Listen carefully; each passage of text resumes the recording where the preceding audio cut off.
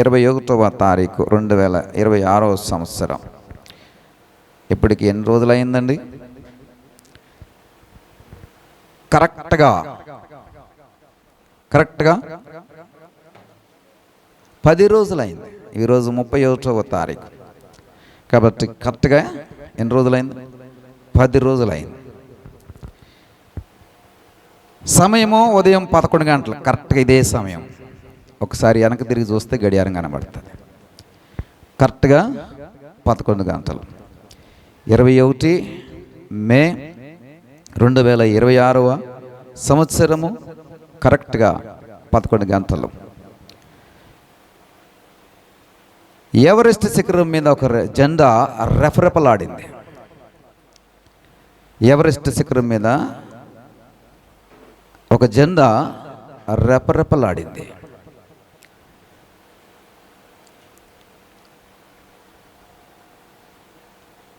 భూమి మీద అత్యంత ఎత్తైనటువంటి పర్వతాల్లో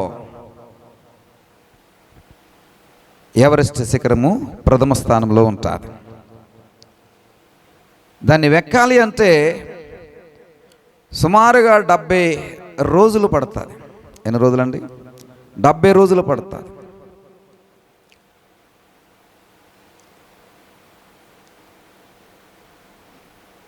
ఈ 70 రోజులు చాలా తీవ్రమైన, కఠోరమైన పరిస్థితుల మధ్యలో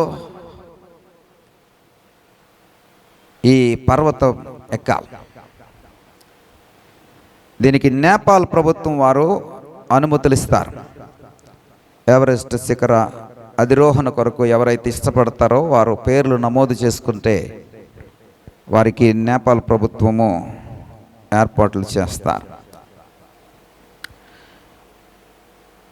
అత్యంత ఎత్తైనటువంటి ఈ శిఖరం అధిరోహించాలంటే చాలా కష్టం. చాలామంది మధ్యలోనే ఆగిపోతారు. కొంతమంది ప్రాణాలు పోగొట్టుకుంటారు. క్యాంప్ బేస్లోకి వెళ్ళిన తర్వాత ఆక్సిజన్ లెవెల్స్ ఉండవు. క్యాంప్ 1, క్యాంప్ 2, క్యాంప్ 3 ఇవన్నీ దాటిన తర్వాత హైయెస్ట్ ప్లేస్ వచ్చి ఎవరెస్ట్, మౌంట్ ఎవరెస్ట్. 8848 మీటర్లు, 29032 అడుగులు. ఈ శిఖరం మీద ఇప్పుడు ఒక జెండా రెపరెపలాడుతోంది. ప్రతి మాట శ్రద్ధగా వినండి. వాక్యానికి ఇది చాలా అవసరం. ఈ జెండా సాధారణమైన జెండా కాదు. ఒక జాతికి స్ఫూర్తిని నింపడానికి, ఒక జాతిని వెలిగించటానికి, ఒక జాతికి పునర్జీవము కలిగించటానికి, ఒక జాతిని నిద్ర లేపడానికి, ఒక జాతికి లక్ష్యాన్ని ఏర్పరచడానికి, ఒక జాతి యొక్క స్వేచ్ఛ కోసము, ఒక జాతి ప్రపంచములో మిగిలినటువంటి మానవుల మాదిరి, మనుషుల మాదిరి తమ ఉనికిని చాటడానికి ఎగరబడుతున్నటువంటి జెండా. మే 21, 2026వ సంవత్సరము కరెక్ట్గా 11 గంటలకు ఈ జెండా ఎగిరింది. ఇది నమోదు చేయబడింది. ప్రియ సహోదరుడా, సహోదరి, పర్వతాలను అధిరోహించే వారికి అది ఎక్కడం ఎంత కష్టమో తెలుస్తుంది. హిమాలయాలకు వెళ్ళేటప్పుడు హిమాలయాలు ఎవరెస్ట్ అంత ఎత్తు ఉండవు. దాన్ని ఎక్కడానికి చాలా సాధన చేసి దాన్ని అధిరోహించడానికి ప్రయత్నం చేస్తుంటారు. నా మిత్రులు కొంతమంది హిమాలయాలకు వెళ్ళారు. అది ఎక్కడానికి ప్రతిరోజు ఈ కైలాసగిరి వరకు ప్రతిరోజు ఎక్కడము దిగడము రోజుకు ప్రతిరోజు ఉదయం 2 సార్లు సాయంత్రం 2 సార్లు చేసి సాధన చేశారు. ఉదయం 2 సార్లు సాయంత్రము 2 సార్లు సాధన చేసి సుమారు 2 సంవత్సరాలు సాధన చేసిన తర్వాత వారు హిమాలయాలు ఎక్కడానికి వెళ్ళారు. వారు నన్ను కూడా రమ్మన్నారు హిమాలయాలు ఎక్కడానికి. ఎందుకంటే నా రన్నింగ్ రోజు చేస్తూ ఉంటాను కదా, దాన్ని బట్టి మీరు ఈజీగా ఎక్కేయగలరు రండి అని వారు నన్ను చాలా అడిగేవారు. సుమన్ గారని విజయ మెడికల్ సెంటర్ ఓనర్ గారు, అందులో మెయిన్ ఆ టీంకి లీడర్. నేను వెళ్ళాలనుకున్నాను కానీ కొన్ని కారణాలు ఎందుకు వెళ్ళలేదంటే, హిమాలయాలు ఎక్కడానికి సుమారుగా వారం నుంచి 10 రోజులు పడుతుంది. ఎవరెస్ట్ ఎక్కడానికి ఎన్ని రోజులు పడుతుంది? 70 నుంచి 80 రోజులు పడుతుంది. ఈ హిమాలయాలకు ఎక్కేటప్పుడు ఉదయం ప్రారంభించబడుతుంది నడక, మధ్యాహ్నం 3-4 గంటలకి క్లోజ్ చేసేస్తారు, నడక ఆగిపోద్ది. నీకు కూడా అక్కడ ఉన్నటువంటి కొంతమంది గార్డ్స్ నీ కూడా వస్తూ ఉంటారు. నీ లగేజ్ నువ్వు మోసుకోలేకపోతే వారు నీ కోసం మోయడానికి వస్తారు. స్నానం ఉండదు, ఎందుకంటే -30 డిగ్రీస్, -40 డిగ్రీస్,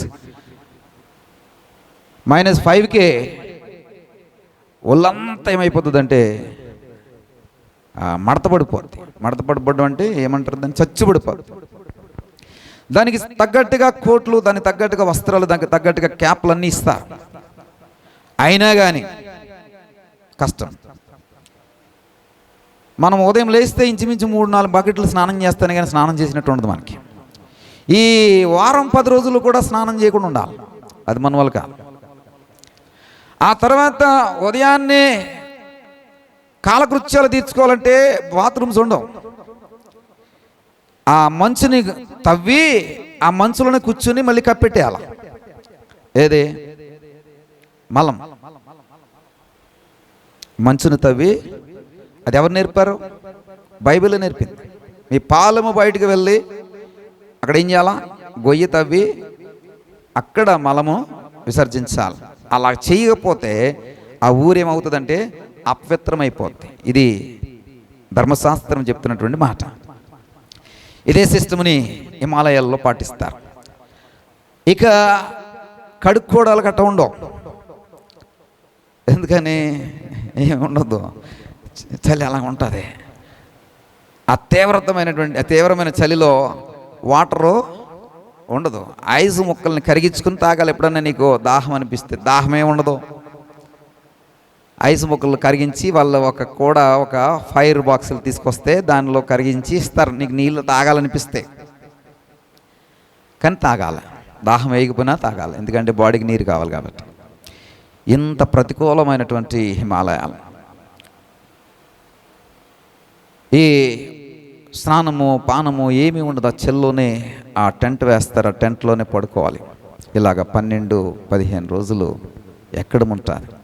దిగేటప్పుడు వారం రోజులు అంటే 7 రోజులుగా దిగేస్తారు. ఎక్కేటప్పుడు చాలా కష్టం. అలాంటిది ఎవరెస్ట్ ఎన్ని మీటర్లు అని చెప్పానండి? 8,000. స్లైడ్ తీసేశారు, ఉంచారు కదా. 8,848 మీటర్లు అధిరోహించి ఒక స్త్రీ ఈ జెండాను పాతింది. ఈ స్త్రీ మీ జాతి స్త్రీ, అంటే మీ వర్గమే.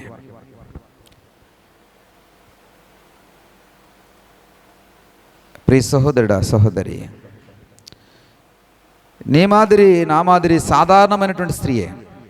కానీ ఎవరెస్ట్ ఎక్కాలి అని అనుకోవడానికి గల కారణం ఏమిటంటే తాను ఫేస్ చేసిన ప్రాబ్లమ్స్. జెండా పాతి ఏమి ప్రకటించాలనుకుందంటే, తన జాతి యొక్క విముక్తి కోసము నేను జెండా పాతున్నానని, తమ జాతి వారి యొక్క ఉనికి ప్రపంచానికి తెలియాలని నేను ఈ ఎవరెస్ట్ ఎక్కుతూ ఉన్నానని ఆమె ఎక్కడానికి ముందే ప్రకటన చేసింది, ఎక్కడానికి ముందే ప్రకటన చేసింది. ప్రియ సహోదరుడా సహోదరి, కరెక్ట్గా 30 సంవత్సరాల క్రితం ఆగ్నేయ ఆఫ్ఘనిస్తాన్లో ఈ చిన్న పాప పుట్టింది. కరెక్ట్గా నేటికి లేదా 2026వ సంవత్సరానికి 30 సంవత్సరాలకు వెనక్కి వెళ్తే ఎన్నో సంవత్సరం వస్తుందండి? 1996 అంటే 30 సంవత్సరాల వయసు ఉన్నటువంటి ఒక స్త్రీ పుట్టిన దగ్గర నుండి ఆంక్షలు, నిషేధించబడినటువంటి పరిస్థితులు, స్త్రీకి స్వేచ్ఛ లేనటువంటి సందర్భాలు, తాలిబాన్ల యొక్క ప్రభుత్వంలో స్త్రీకి ఏమాత్రం కూడా స్వేచ్ఛ లేనటువంటి బ్రతుకు, ఆడపిల్లకి కనీసము ప్రైమరీ ఎడ్యుకేషన్ కూడా లేనటువంటి పరిస్థితి. తాలిబాన్ అంటే అర్థమేంటో తెలుసా? తాలిబాన్లు అనే పదం ఎప్పుడైనా విన్నారా? ఆఫ్ఘనిస్తాన్ని పరిపాలిస్తున్నటువంటి రూలింగ్ వారెవరంటే ఇప్పుడు తాలిబాన్స్. మనకి టీడీపీ, వైసీపీ, బీజేపీ అంటాం కదా, అలాగా ఆఫ్ఘనిస్తాన్ని పరిపాలిస్తున్న వారు ఎవరంటే తాలిబాన్. ధర్మ జ్ఞానాన్ని నేర్చుకునేటువంటి విద్యార్థి అని అర్థం ఏదండి తాలిబాన్ అంటే. ధర్మ జ్ఞానాన్ని నేర్చుకునే విద్యార్థి అని. ఎంత గొప్ప పేరండి తాలిబాన్ అంటే. కానీ దాని అర్థమే మార్చేసి దాన్ని టెర్రరిస్టులకు సంస్థగా మార్చేశారు. వీళ్ళ యొక్క ఆధీనంలో ఆఫ్ఘనిస్తాన్ కొట్టుమిట్టాడుతోంది. స్త్రీలు గడప దాటి బయటికి రావడానికి వీలు లేనటువంటి పరిస్థితులు. ఇలాంటి పరిస్థితుల మధ్యలో 2001వ సంవత్సరంలో అమెరికా ఆఫ్ఘనిస్తాన్ని స్వాధీనపరుచుకుంది. తాలిబాన్లని ఆ దేశం నుండి తరిమికొట్టి అమెరికా వారి యొక్క ప్రభుత్వాన్ని అక్కడ ఏర్పాటు చేయడానికి మరి పరిస్థితులను కల్పించింది. అప్పుడు స్త్రీలు చదువుకోవడానికి అమెరికన్స్ అవకాశం ఇచ్చారు. ఆ అవకాశాన్ని అందిపుచ్చుకుంటూ ఆ చిన్న బిడ్డ ముందుకు వచ్చింది. ఆమె పేరు రివర్ అహ్మద్. ఏం పేరండి? రివర్ అహ్మద్.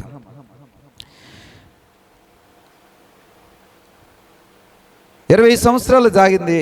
అమెరికన్స్ అందరూ కూడా మరి అక్కడ రూలింగ్ గవర్నమెంట్ పరిపాలన చేస్తున్నారు. తాలిబాన్లు దూరంగా ఉన్నారు. వారు చెట్టుకి పుట్టుకి పరారైపోయి వారి యొక్క ఉనికిని చాటుకోవడానికి తీవ్రంగా ప్రయత్నం చేస్తున్నారు. ఇలాంటి క్రమంలో 2021వ సంవత్సరంలో అమెరికా ఆఫ్ఘనిస్తాన్ నుండి మా బలగాలను మేము వెనక్కి తెచ్చేసుకుంటున్నాం, ఆఫ్ఘనిస్తాన్ని మేము విడిచిపెట్టేస్తున్నామని అనౌన్స్మెంట్ చేసింది. వారు అనౌన్స్మెంట్ చేయగానే అప్పుడు వరకు కొలుగులలో దాగి ఉన్న, గుహలలో దాగి ఉన్న, కొండల్లో దాగి ఉన్న, ఎడారులలో దాగి ఉన్న తాలిబాన్లు ఒక్కసారిగా బయటకు వచ్చి వీధులలో స్థైర్య వివాహారం చేశారు. కనిపించిన వారిని కనిపించినట్టుగా కాల్చివేశారు. గన్నులతో పార్లమెంట్కి వెళ్ళారు.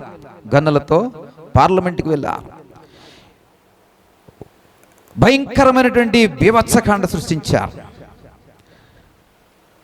స్త్రీలు చదువుకుంటున్నటువంటి స్త్రీలను నిర్దాక్షిణ్యంగా కాల్చి చంపేసేటటువంటి ప్రక్రియకు శ్రీకారం చుట్టారు. తమ గ్రామం నుండి కాబూల్ యూనివర్సిటీకి బస్సులో ప్రతిరోజు వెళ్తున్నటువంటి ఈ రివర్ అహ్మద్ ఒకరోజు యథావిధిగా ప్రయాణం చేస్తోంది. తాలిబాన్లు బస్సు మీద అటాక్ చేశారు. బస్సులో ఉన్న వాళ్ళందరినీ కూడా వరుసగా కాల్చుకుంటూ పోతూ ఉన్నారు. ప్రియ సహోదరుడా సహోదరి, బస్సులో ఉన్నవారు అందరూ కూడా చనిపోయారు. కానీ ఒక్క స్త్రీ మాత్రమే మిగిలింది. ఒక అమ్మాయి మాత్రమే మిగిలింది. ఈ అమ్మాయి ఎలా తప్పించుకుంది?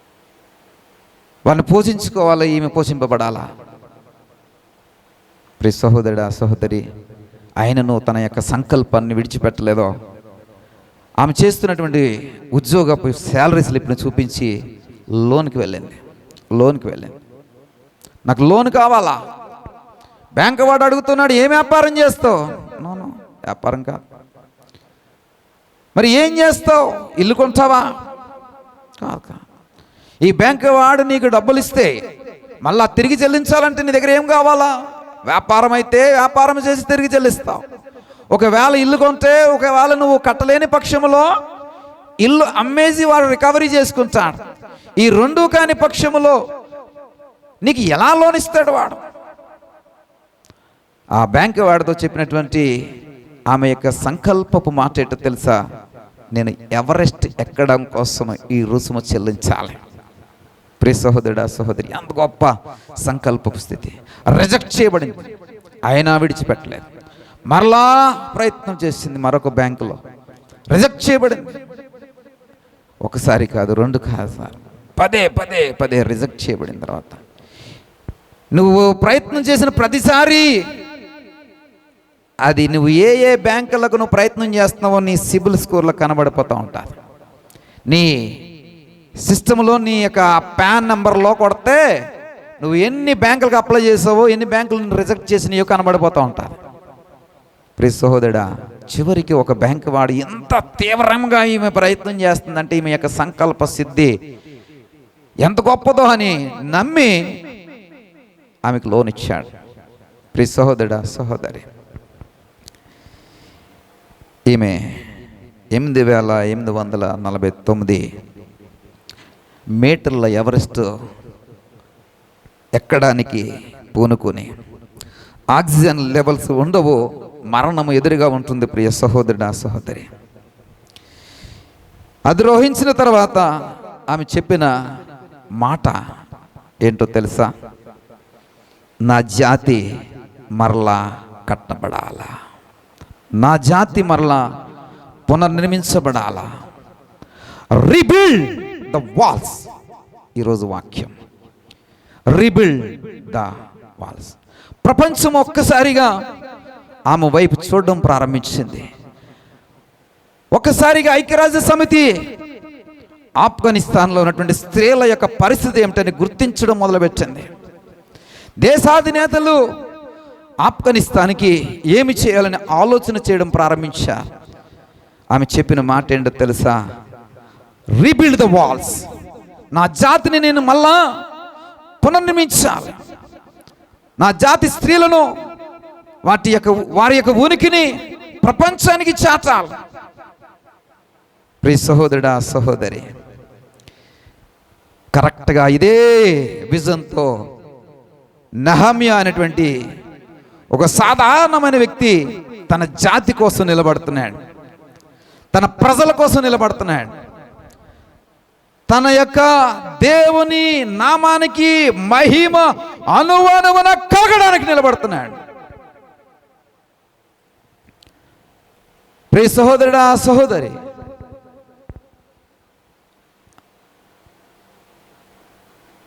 ఈ వాల్స్ కట్టాలంటే ఒక సాధారణమైన వ్యక్తి దాన్ని కట్టలేడు.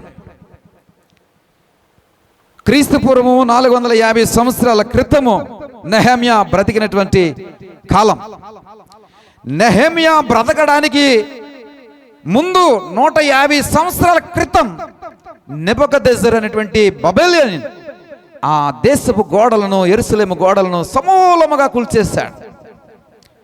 ఎప్పుడండి? నెహమ్యా బ్రతికినటువంటి కాలానికి 150 సంవత్సరాల ముందు. అంటే ఈ గోడలు ఎప్పుడు కూల్చబడ్డాయండి? నెహమ్యా బ్రతికినటువంటి కాలానికి ముందు 150 సంవత్సరాల క్రితం కాల్చబడ్డాయి. అంటే నేటికి ఎలాగుంటుందండి? శిథిలావస్థ. నేటికి ఎలాగుంటుందండి? చెత్తతో పేరుకుపోయి ఉంటుంది. నేటికి ఎలాగుంటుందండి? గోడలు విషసర్పాలతో ఉంటాయి. నేటికి ఎలాగుంటుందండి ఈ గోడలో? తేళ్ళు, జర్రులు, పాములు, పురుగులు, రూపము లేనటువంటి పరిస్థితి. కానీ నేను కట్టగలనని విశ్వసించాడు. నెహెమ్యా గ్రంథం 2వ అధ్యాయం 8వ వచనం.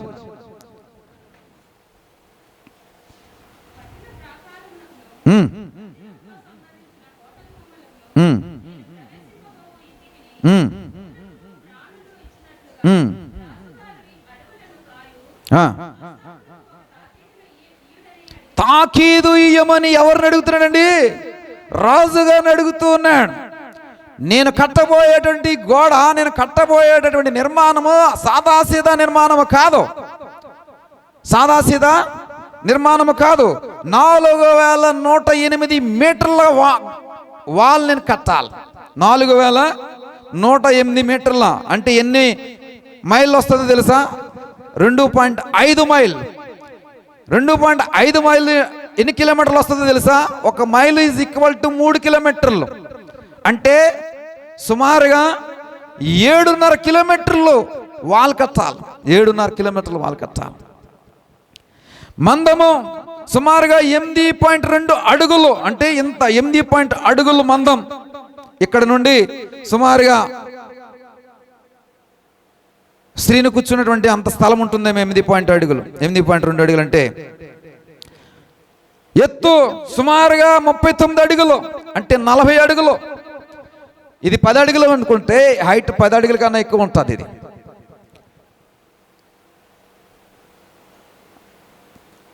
ఇలాంటిది 40 అడుగులు ఎత్తు వాల్ కట్టాలి. దానికి 10 ప్రధాన ద్వారాలు, 2 సాధారణమైన ద్వారాలు, 34 టవర్స్. అంటే సైనికులు ఆ టవర్స్ మీద కూర్చుని పహారా కాయడానికి 34 టవర్స్ కట్టాలి. ఇది ఒక ఇంత సాదాసీదమైనటువంటి పని కాదు. అందుకనే రాజు దగ్గరికి వెళ్ళి ఏమడుగుతున్నాడండి? తాకీదు అడుగుతున్నాడు. నేను వెళ్ళాలా, నాకు లేఖ. తాకీదు అంటే లేఖ.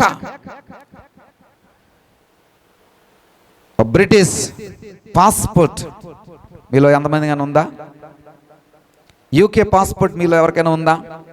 మాకు ఇండియన్ పాస్పోర్టే లేదండి, బ్రిటిష్ పాస్పోర్ట్ ఏముంటుంది అంటారా? ఇండియన్ పాస్పోర్ట్ ఎంతమందికి ఉంది బాబు? ఏ రాజా, మా నాన్న పేరే పెట్టుకున్నాం, వినిల్. పాస్పోర్ట్ చూపించిన ఆయన పాపం రాత్రి 5 గంటల దాకా అలా మెలకు ఉంటున్నాడు. పాపం నిద్ర వచ్చేస్తూ ఉంటుంది. ఆరాధనకి బతిమాలు రమ్మంటాను, ఆరాధన అయిపోతే తెలిపోదురు కదా అంటాను. పాపం వస్తాడు, కానీ వాక్యానికి కూడా ఉండిపోతాడు. దేని స్తోత్రం. ఇండియన్ పాస్పోర్ట్ కూడా ఉంటుంది చూడు, పెట్టలేదా? లేకపోతే సర్లే. మీలో చాలామందికి ఇండియన్ పాస్పోర్ట్స్ ఉన్నాయి కదా. అందులో మనం ఎక్కడికన్నా వెళ్ళాలంటే ఖచ్చితంగా వేరే దేశాలకు వెళ్ళాలంటే ఏం కావాలండి? పాస్పోర్ట్ కావాలి. ఈ పాస్పోర్ట్ని మనం చూస్తే ఏమని తెలుస్తుంది అంటే మనం ఏ ఏ దేశాలకు వెళ్ళామో అనేది ఆ పాస్పోర్ట్ మీద దేశాల వాళ్ళు వేసినటువంటి ముద్ర ఉంటుంది. ఆ ముద్రను బట్టి మనం పలానా దేశాలు తిరిగామని తెలుస్తుంది. ఇక్కడ బ్రిటిష్ పాస్పోర్ట్ గురించి నేను చెప్తున్నాను, యూకే పాస్పోర్ట్ గురించి చెప్తున్నాను. ఆ పాస్పోర్ట్ మీద ఇలాగ రాయబడి ఉంటుంది. ఇంగ్లీష్ వచ్చిన వారు ఎవరైనా చదవగలరా? నేను తెలుగులో చెప్తా, నేను తెలుగు మీడియం కాబట్టి. ఇంగ్లీష్ కళ్యాణి గారు చదువుతారు, తెలియని గారు. చదవండి అమ్మా, ఏం పర్లేదు, అది చదవండి గట్టిగా. కచ్చ కాదు, గట్టిగా చదవాలా. Her Britannic Majesty's Secretary of State request and requires in the name of Her Majesty all those whom it may concern to allow the barrier to pass freely without let or hindrance, and to afford the barrier such assistance and protection as may be necessary. ఇది passport first cover page ఇలా open చేయగానే ఇది ముద్రించి ఉండబడి, ఇది Britain మహారాణి యొక్క secretary stamp వేసి ఇస్తాడు. దాని అర్థం ఏమిటో తెలుసా?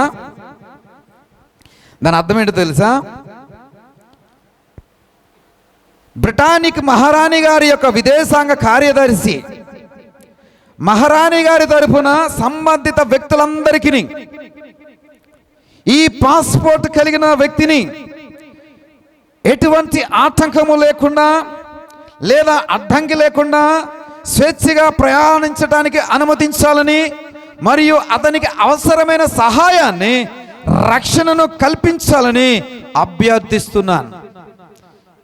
దీని అర్థం ఇది. ఎవరండి ఇది? బ్రిటిష్ మహారాణి గారి యొక్క సెక్రటరీ గారు వేసినటువంటి ముద్ర వేసినటువంటి ఆ మ్యాటర్. ఏంటి ఆ మ్యాటర్ అంటే, ఈ పాస్పోర్ట్ ఎవడైతే కలిగి ఉంటాడో వాడు ఎక్కడెక్కడైతే తిరుగుతాడో వాడికి ఏ ఆటంకము లేకుండా వాడిని తిరగనివ్వండి. ఇది ఎవరి ఆజ్ఞ? మహారాణి గారి తరఫున కార్యదర్శిగా నేను మిమ్మల్ని అభ్యర్థిస్తున్నాను. మీరు ఏ అధికారైనా అయి ఉండవచ్చు, ఏ దేశం వాడైనా అయి ఉండవచ్చు, ఏ గొప్ప వ్యక్తి అయినా నువ్వు అయి ఉండవచ్చు. బట్ ఈ పాస్పోర్ట్ నువ్వు కలిగి ఉంటే గనక నిన్ను ఎవడో కూడా ఆపడానికి కానీ నిన్ను అభ్యంతర పెట్టడానికి కానీ ఏ విధంగా కూడా సరిపోడు. ఎందుకంటే బ్రిటన్ మహారాణి ఆయా దేశాలతో చేసుకున్నటువంటి ఒప్పందం అది. అంతేకాదు, నీకు అవసరమైతే సహాయం చేయాలి, అవసరమైతే నీకు హెల్ప్ చేయాలి, అవసరమైతే నీకేం కావాలా రక్షణ కల్పించాలి. బహుశా భారతదేశంలో ఒక బ్రిటిష్ పాస్పోర్ట్ కలిగినటువంటి వ్యక్తి భారతదేశంలో సంచరిస్తూ ఉంటే గనక ఈ పాస్పోర్ట్ కలిగినటువంటి వ్యక్తి ఎవరైనా సరే ఆ పాస్పోర్ట్ ఉంటే ఎవరు కూడా అతన్ని ఆపడానికి వీల్లేదు. ఆ పవర్ ఆ పాస్పోర్ట్కు ఉంది. ఎందుకంటే బ్రిటిష్ మహారాణి ఆయా దేశాలతో ఒప్పందం చేసుకుని ఆ పాస్పోర్ట్ మీద ముద్రించి, ప్రియ సహోదరుడా సహోదరి, ఉంటా నువ్వు ఈ బ్రిటిష్ పాస్పోర్ట్ నువ్వు కలిగి ఉంటే ఇది నువ్వు చూపిస్తే ప్రపంచంలో నువ్వు ఎక్కడైనా తిరగొచ్చు. దేని స్తోత్రం కలిగాక. నీకు వీసా అవసరం లేదు తెలుసా నీకు ప్రియ సహోదరుడా సహోదరి? ఈ బ్రిటిష్ పాస్పోర్ట్ నీకు ఉంటే నీకు వీసా అవసరం లేదా? Passport it self equal to visa. అంటే ఆ పాస్పోర్ట్ ఉంటే చాలు, నువ్వు ఏ దేశంలో అయినా సరే నిరభ్యంతరంగా అంతకుమించి నీకు రక్షణ ఏర్పాటు చేస్తూ, అవసరమైతే నీకు పోలీసు బందోబస్తు ఇస్తూ, అవసరమైతే నీకు ఎస్కాట్ని ఏర్పాటు చేస్తూ ఏం చేస్తారండి, నీకు ప్రొటెక్షన్ ఇస్తారు. అంత శక్తివంతమైంది పాస్పోర్ట్. ఎగ్జాక్ట్గా అలాంటి పాస్పోర్టే నెహెమ్యా పట్టుకుని రాజు దగ్గర నుండి తీసుకుని బయలుదేరాడు గోడలు కట్టడానికి. నువ్వు పూనుకునే పని సాదాసీదా పని కాదు. అలాంటి పనిని నువ్వు జరిగించాలి అంటే ఏముండాలండి? పాస్పోర్ట్ లేఖ ఉండాలి, ఒక తాకీదు ఉండాలా. ఈ తాకీదు చూసిన ఎవరైనా సరే నీకు ఏమివ్వాలా? దారి ఇవ్వాలా. ఈ తాకీదు చూసిన ఎవరైనా సరే నీకేం చేయాలా? మార్గమును సరళం చేయాలా. ప్రియ సహోదరుడా సహోదరి, నెహెమ్యా గ్రంథం 2వ అధ్యాయం 7వ వచనం. ఎదుయుగాక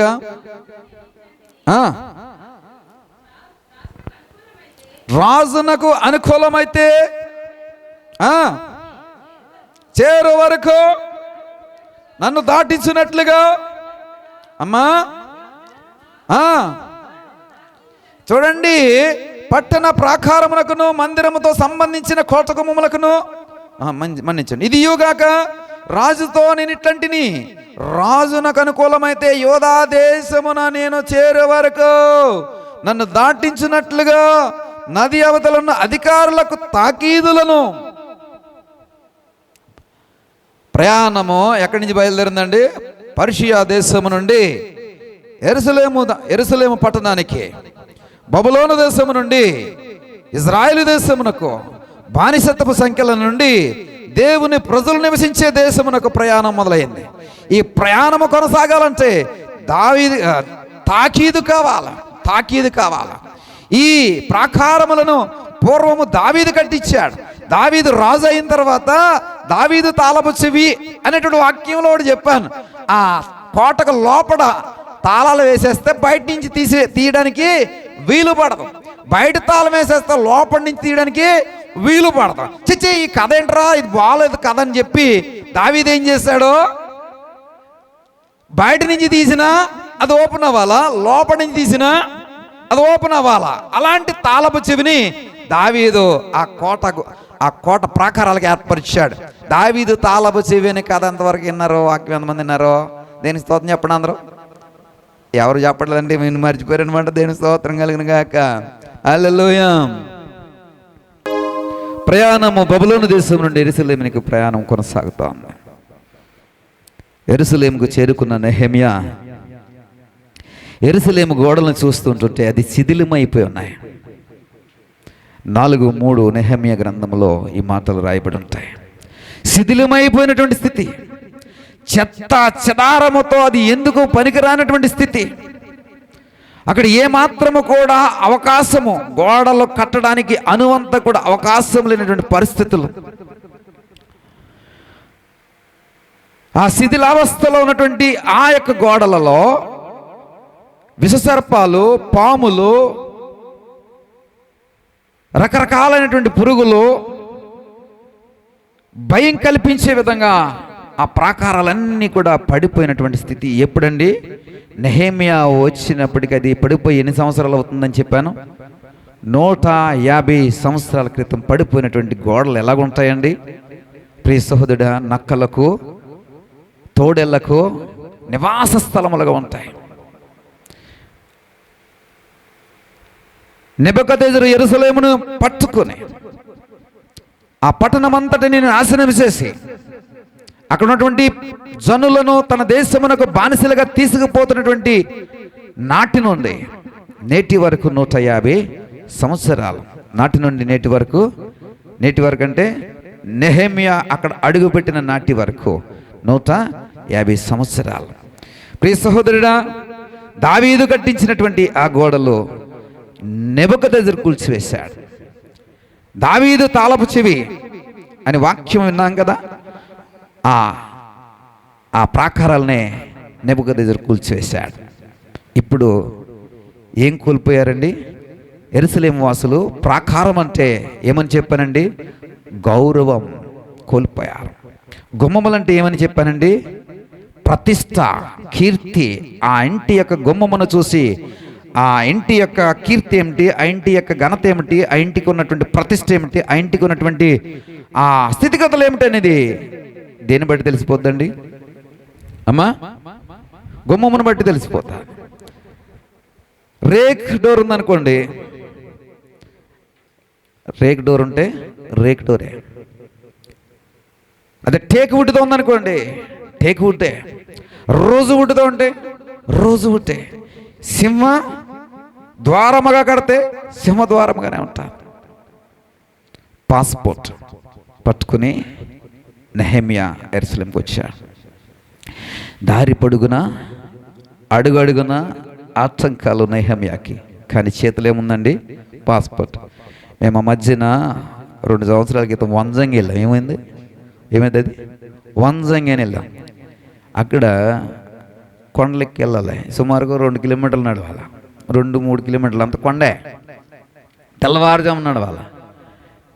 2 గంటలకి మనం బయలుదేరితే కరెక్ట్గా 5:30 తెల్లవారుజాము 5 గంటలకి అక్కడ చేరుకుంటాం. శీతాకాలము ఇదిగోండి ఇదే ఒకసారి చూడండి. చాలామంది అంటారు ముందు ఇక్కడ దాకా వచ్చి ఆగిపోతారు. ఇక్కడ ఉన్నారు చూడండి జనం, ఇక్కడ దాకా వచ్చి ఆగిపోతారు. అది ఎక్కడానికి ఎవరు రారు. ఎందుకని? దానికి దారి ఉండదు, బాట ఉండదు, ఏ విధమైనటువంటి సౌకర్యం ఉండదు.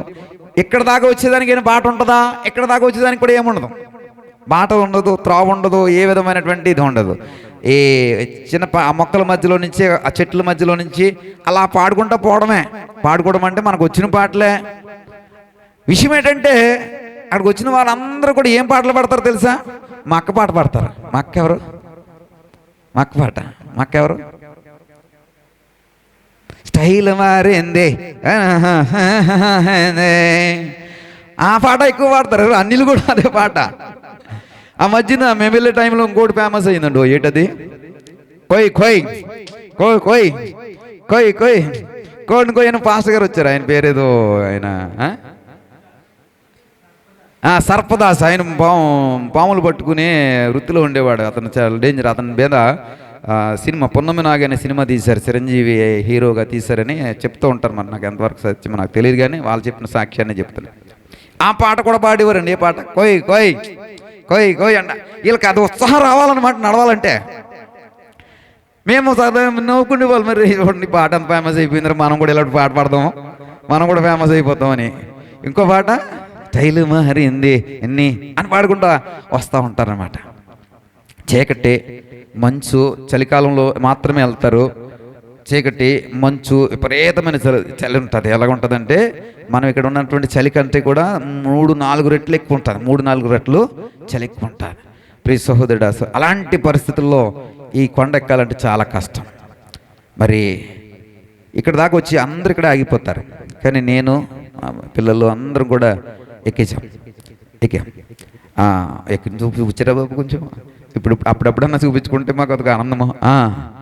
ఇలా పైకి ఎక్కుతాం. ఇదంతా కరెక్ట్గా మనం 5 గంటలకి అక్కడికి చేరిపోతే అక్కడ ఖాళీ ఉండదు. మళ్ళీ అంత జనం వచ్చి కొంతమంది ఇక్కడ ఆగిపోయినా పైకి వచ్చే వాళ్ళు ఇంకా ఉంటారు. వారు కూడా ఆ ప్రాంతం అంతా కూడా జనంతో నిండిపోద్ది. అక్కడ నిలబెడితే ఆ ఎలుగు వచ్చేటప్పటికి అలా చూడాలి, అదిగో ఎప్పుడు ఎలుగు వస్తుంది, ఎప్పుడు సూర్యుడు వస్తాడా అని అలా జనం అందరూ కెమెరాలు పట్టుకుని అట్టా చూస్తుంటారన్నమాట. ఎట్ట చూస్తుంటారన్నమాట, టెన్షన్గా చూస్తుంటారన్నమాట. అలా చూడగా చూడగా పడిగాపులు అంటారు చూడండి, పడిగాపులకు గాయగా కొంచెం ఈ సూర్యుడిలా వస్తాడు, స్లోగా వస్తాడు, అదిగో వస్తున్నాడు సూర్యుడు, అదిగో వస్తున్నాడు సూర్యుడు అని చెప్పి మొబైల్ అందరూ రెడీ చేసేసి ఆన్ చేసేస్తూ ఉంటారు.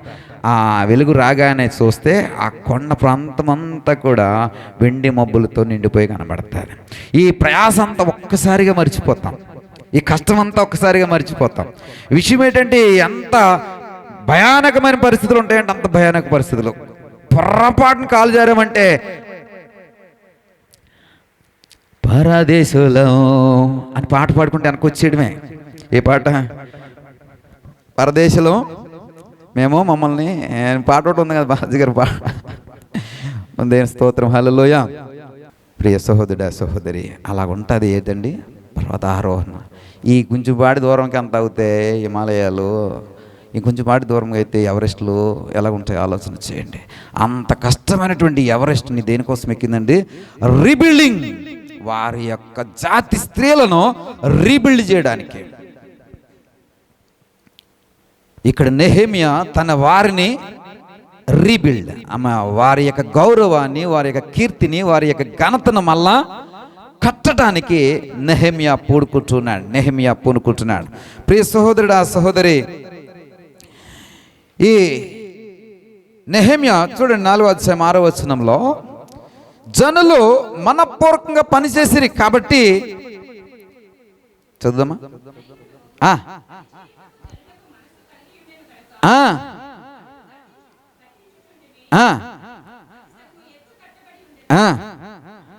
సమముగా కట్టబడిన మాట ఉందమ్మా. సజావుగా లేదా సమముగా చక్కగా కట్టబడింది, సగం ఎత్తు వరకు అని ఏమైనా ఉందమ్మా? సమముగా సగము వరకు అని ఉంది. దేవునికి స్తోత్రం కలుగును గాక.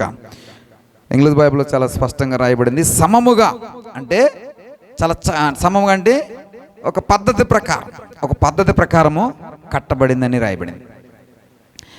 ఇక్కడ నెహెమ్యా ఒంటరిగానే బయలుదేరాడు. నెహెమ్యా ఒంటరిగానే గత వారం కాక ముందు వారం చెప్పాను, ఒంటరిగానే తన యొక్క పశువుని ఎక్కి వెళ్ళాడని, ఒంటరిగానే ఆ పట్టణ ప్రాకారాలన్నింటినీ కూడా పరిశీలన చేశాడని. పగలు వెళ్ళాడు, పగలు చూసి పరిస్థితులు ఎలాగ ఉన్నాయో అంచనా వేసుకున్నాడు. రాత్రి వెళ్ళాడు, రాత్రి వెళ్ళి పరిస్థితులు ఎలాగ ఉన్నాయో అంచనా వేసుకున్నాడు. ఇలాగా నెహెమ్యా ఆ ప్రాకారము కట్టడానికి కావలసినటువంటి అంచనాలన్నిటినీ కూడా అతడు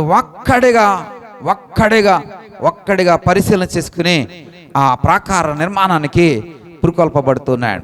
ఈ రోజున రీబిల్డ్ అనే వాక్యం ఎందుకు చెప్తున్నానంటే, చాలా మంది జీవితాలు పడిపోయినటువంటి స్థితిలో ఉన్నాయి, చాలా మంది జీవితాలు శిథిలావస్థలో ఉన్నాయి, చాలా మంది జీవితాలు తమ జీవితాలను పాడు చేసుకుంటున్నారు, చాలా మంది జీవితాలు మరి చెత్త పట్టిపోయి ఉంటున్నాయి, చాలా మంది జీవితాల్లో విషసర్పాలు ఉంటున్నాయి, చాలా మంది జీవితాల్లో పురుగులు ఉంటున్నాయి.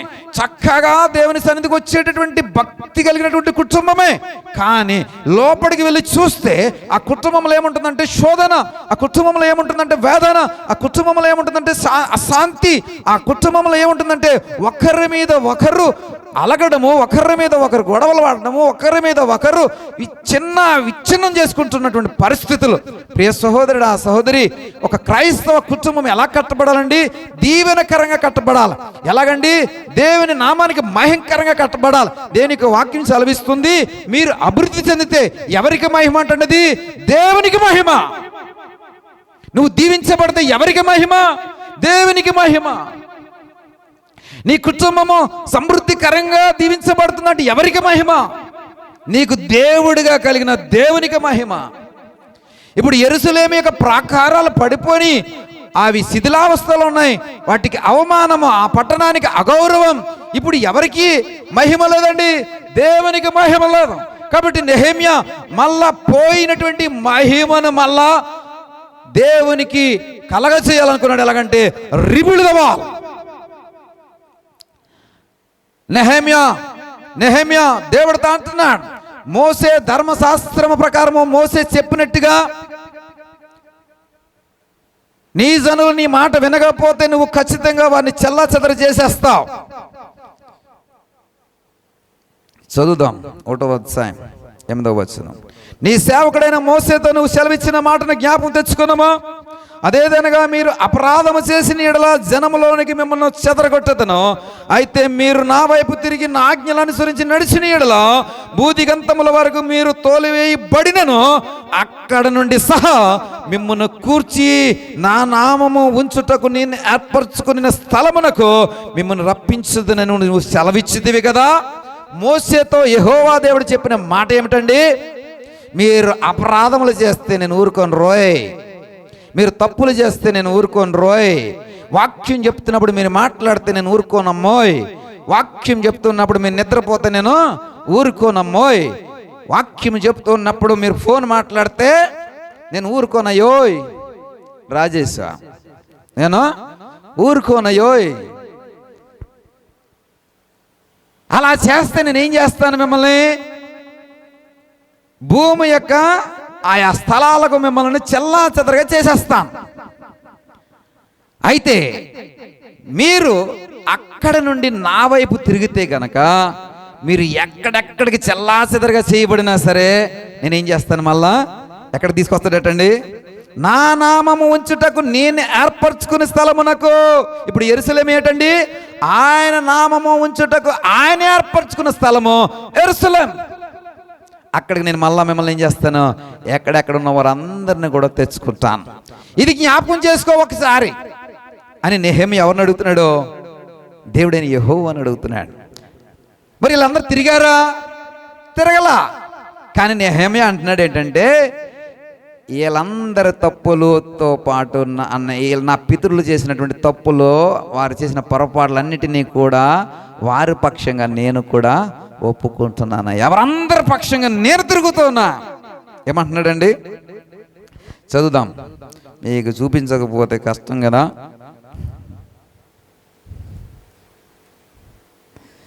ఆరో వచనం చివరి భాగం. నీకు విరోధముగా పాపము చేసిన ఇశ్రాయేలు కుమారుల దోషమును నేనును నా తండ్రి ఇంటి వారును. ఎవరు ఒప్పుకుంటున్నారండి ఇది? నెహెమ్యా తిరగలేని వారందరి పక్షంగా నెహెమ్యా తిరుగుతూ ఉన్నాడు. ఎవరికి? దేవుని వైపు తిరిగి దేవుని అడుగుతున్నాడు. ఈ రోజున నీ కుటుంబం అందరి పక్షంగా నువ్వు తిరగాల, నీ సంబంధికులందరి తరపున నువ్వు తిరగాల, నీకు కలిగిన వారందరి పక్షంగా నువ్వు తిరగాల దేవుని వైపు అంటున్నాడు. 4వ అధ్యాయం 13వ వచనంలో మేము ఎందుకు యుద్ధము చేయాలి అంటే మా సహోదరుల కొరకు, మా కుమారుల కొరకు, మా కుమార్తెల కొరకు, మా భార్యల కొరకు, మా ఇండ్ల కొరకు. చదువుదామండి 4:13.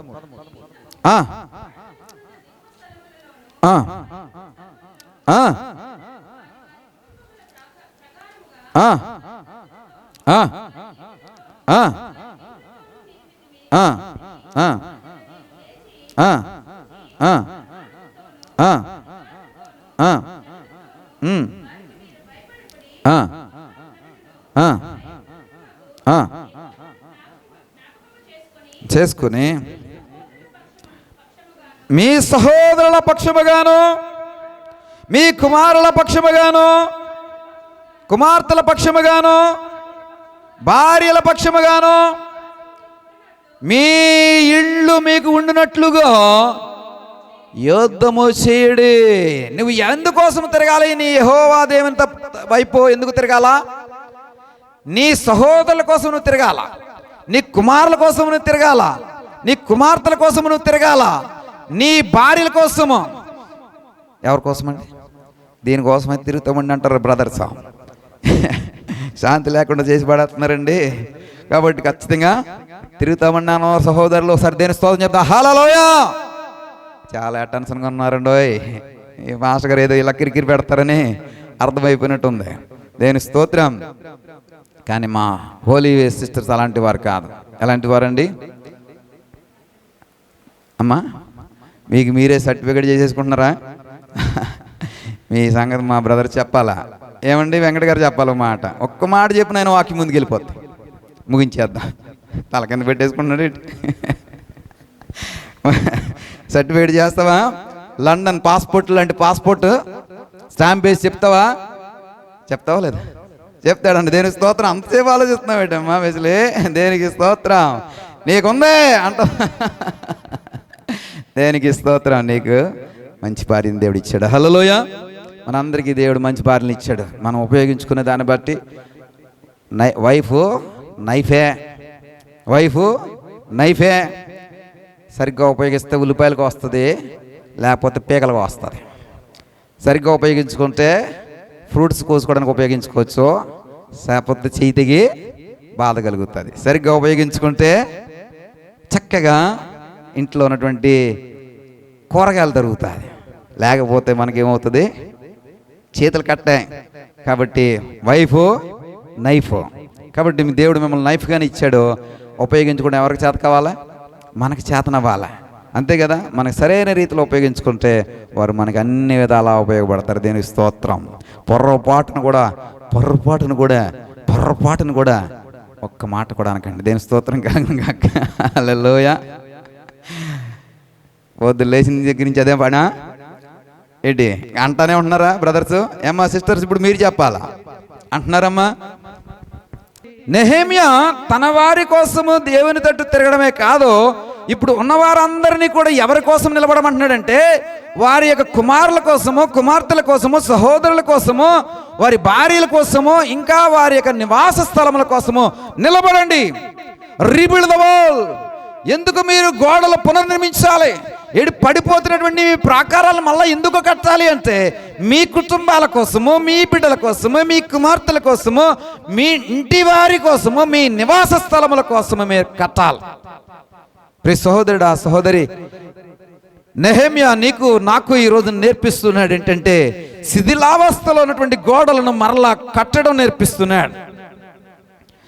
ఎలాగ ఎటకారం చేస్తున్నారో తెలుసా? శత్రువు వచ్చి, విరోధి వచ్చి ఏమంటున్నాడో తెలుసా? ఓహో ఇలా కడుతున్నారు గోడ, చాలా గొప్ప గోడలే. ఏమంటున్నారండి? పెద్ద గొప్ప గోడ కట్టేస్తున్నారులే. ఎలాగా? నక్క ఎగిరితే కూడా ఇది 4-3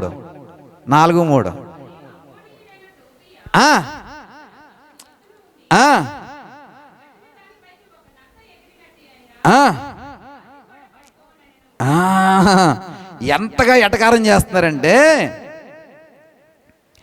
మామూలు నక్కొచ్చి ఏంటి కడుతున్నారని ఎలా చూసింది అనుకోండి, గోడ కనబడుతుంది కదా. ఈ నక్కలు కుదురుంటాయా? నక్క చేష్టలు అంటాం కదా, కుదురుండవు. ఈ నక్కల కొంచెం మనల్ని పాడు చేసే మనసు ఎక్కువ నక్కలుగా ఉంటుంది.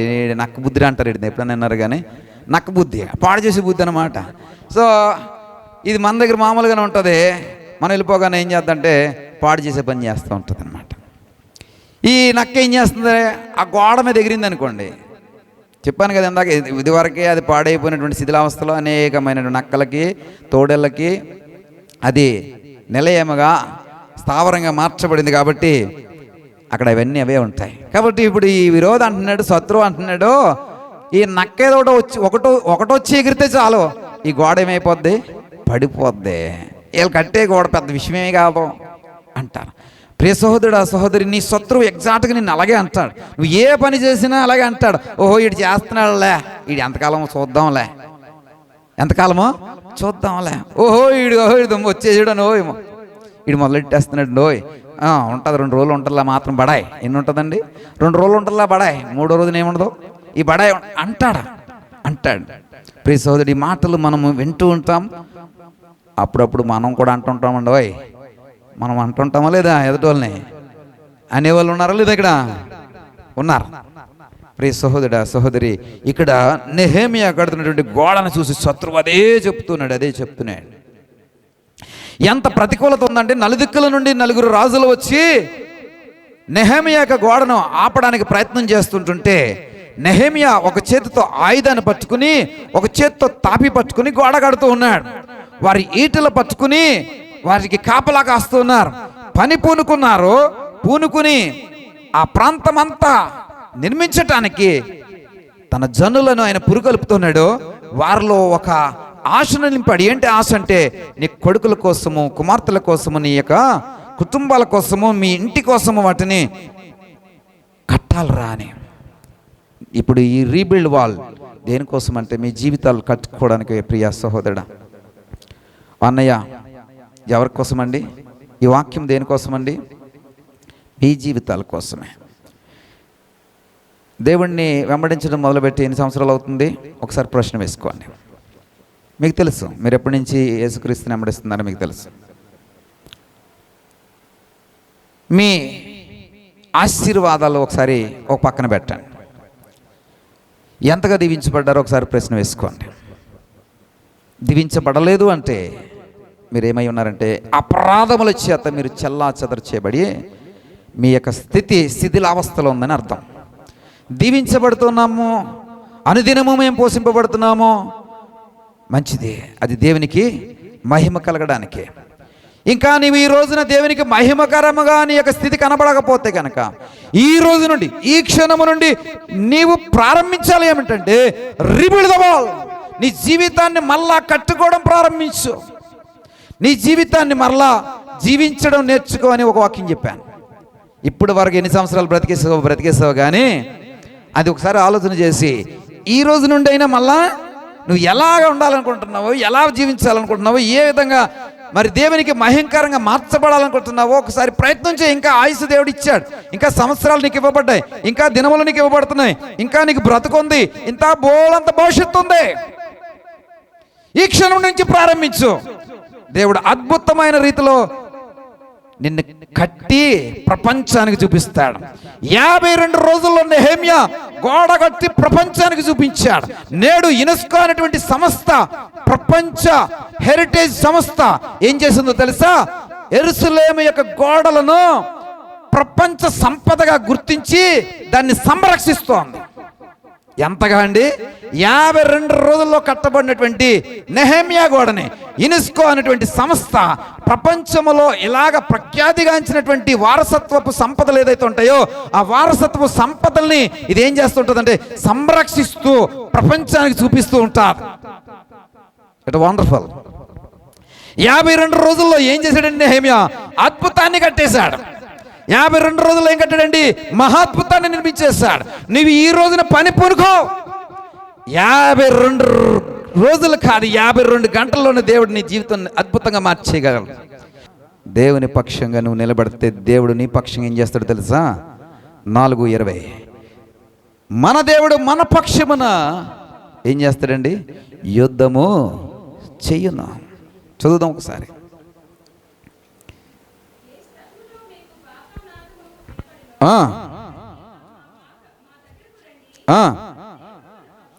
మన దేవుడు మన పక్షముగా ఏం చేయబోతున్నాడండి?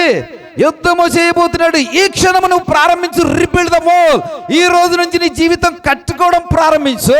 దేవుడు నీ పక్షంగా యుద్ధం చేస్తాడు. కథ మొత్తము మార్చగలుగుతాడు. ఒక స్త్రీ రక్తస్రావముతో ఆ స్రవిస్తున్నటువంటి ఆ రక్తాన్ని తీసుకుని ముఖానికి పూసుకుని, తన శరీర భాగాలకు పూసుకుని, తన ప్రాణమును కాపాడుకుని, ఆ క్షణము నుంచి ఆమె తన జీవితాన్ని కట్టుకోవడం కోసం కాదు, తన జాతి వారి యొక్క ఉనికిని ప్రపంచానికి చాటడం కోసం ఒక 30 సంవత్సరాల యువతి ఆరాటపడి ఎవరెస్ట్ మీద జెండా ఎగరవేస్తే మరి నువ్వేం చేస్తున్నావు? నీ కుటుంబం కోసం నువ్వేం చేస్తున్నావు? నీ కుమారుల కోసం ఏం చేస్తున్నావు? నీ కుమార్తెల కోసం ఏం చేస్తున్నావు? నీ నివాస స్థలముల కోసం ఏం చేస్తున్నావు? My dear brother, my dear sister, నాకు ఇలాంటి ఇల్లు ఉండాలని ఆశ అందరికీ ఉంటుంది. లేదన్న వాళ్ళు ఎవరైనా ఉన్నారా? కానీ ఆ నివాస స్థలముల కోసం నువ్వు ఏం చేస్తున్నావు?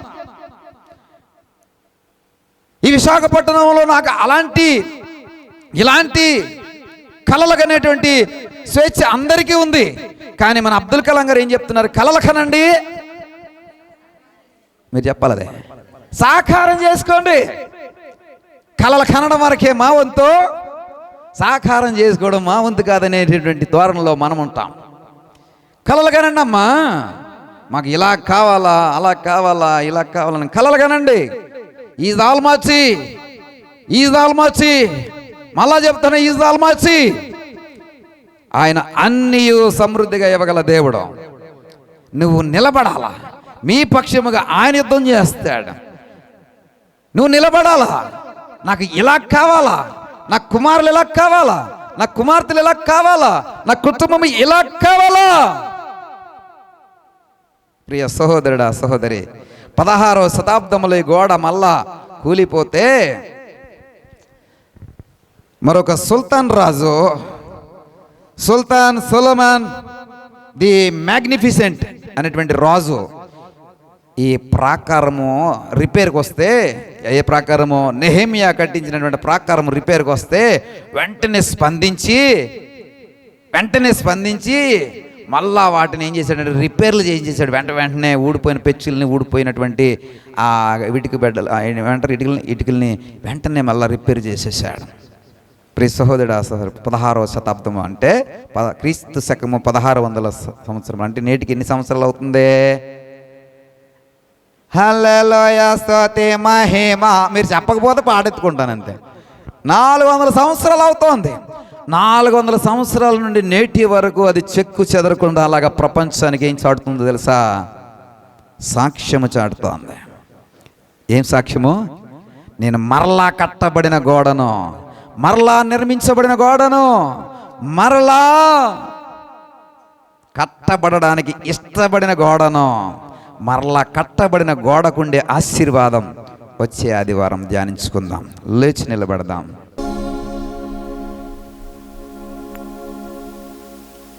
పని పూనుకుంటే మా పక్షంగా యుద్ధము చేయవాడవు నీవు. శిథిలావస్థలున్న మా జీవితాలని మళ్ళా పునర్నిర్మించుకోవడానికి మరొక అవకాశము నీ వాక్యం ద్వారా మీరు మాకు కల్పిస్తున్నా. ఇప్పటి వరకు మాకు ఆశీర్వాదము లేనటువంటి జీవితమా, ఈ రోజు నుండి దీన్ని ఆశీర్వాదకరంగా నేను కట్టుకుంటాను ప్రభా అని. దీవెన లేనటువంటి బ్రతకలా ఈ రోజు నుండి నా జీవితాన్ని దీవెనకరంగా రిబుల్ చేస్తానని, నా బ్రతుకు కోసం నేను నిలబడతా, నా కుటుంబపు భవిష్యత్తు కొరకు నేను నిలబడతా, నా బిడ్డల కోసం నేను నిలబడతా, నా కుమార్తెల కోసం నేను నిలబడతా, నా కుమారుల కోసం నేను నిలబడతా, నా నివాస స్థలముల కొరకు నేను నిలబడతా.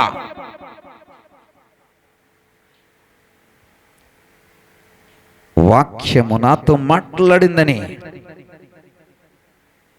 ఎందరైతే భావిస్తున్నారో వారిని ఒక తీర్మానంలోనికి నడిపించున్నాయన. వారి జీవితాల్లో పునర్నిర్మించబడడానికి వారిని ఒక తీర్మానంలోకి నడిపించున్నాయన. 52 రోజులు కాదు నాయన, 52 గంటల్లోనే కథ మొత్తం మీరు మార్చగలరు. ఇదిగో ప్రభా, నెహెమియా రాజు యొక్క తాకీదు పట్టుకుని వెళ్తున్నాడు, పాస్పోర్ట్ పట్టుకుని వెళ్తున్నాడు, బ్రిటిష్ మహారాణి యొక్క పాస్పోర్ట్. మేమైతే